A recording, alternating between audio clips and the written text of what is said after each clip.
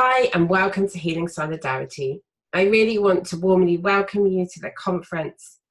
These are conversations that I have in many cases been wanting to have for a really long time, and so I'm really so glad that you all want to have them too.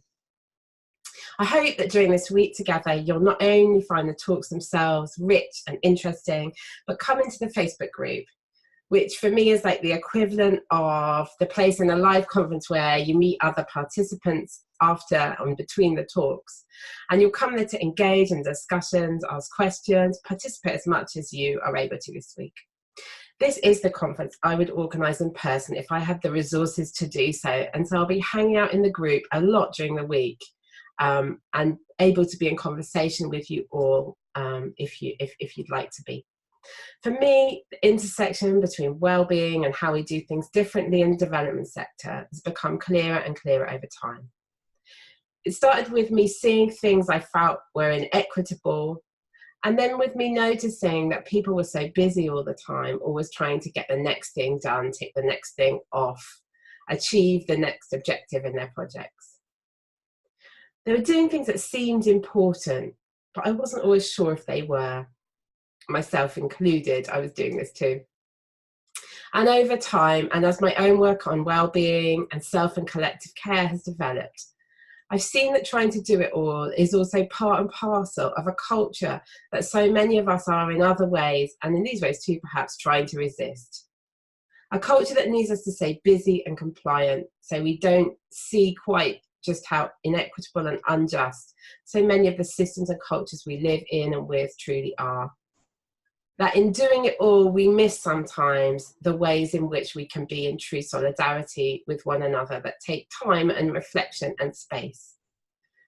And to shift things now, I believe we do need to pay due attention to ourselves, to reflect on our own practice a bit more and take some care of ourselves and one another as well.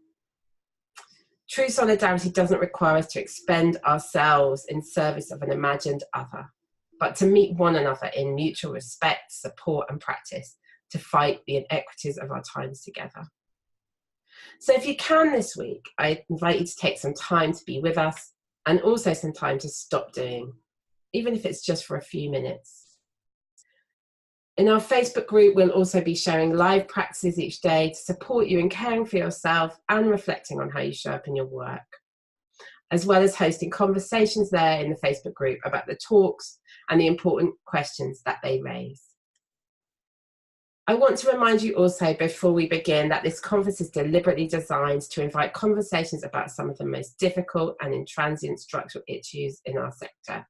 And so I'm deliberately creating a space in which we're able to talk about issues like racism and colonialism as they manifest in our work, as well as about our experiences of our organisations and our own practice and well-being. Being in conversations like this requires us to be willing to let go of being perfect, to be willing to think differently, and it requires us to be open to change. I really hope this conference will offer you what you came here for and that many useful things will come out of it as well. My role this week is to intentionally create space for that to happen, and I'll do so to the best of my ability, with of course my own blind spots and inadequacies as well. So come with an open mind and heart and let's explore this together.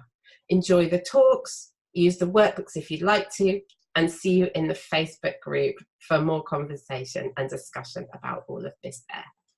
Thank you.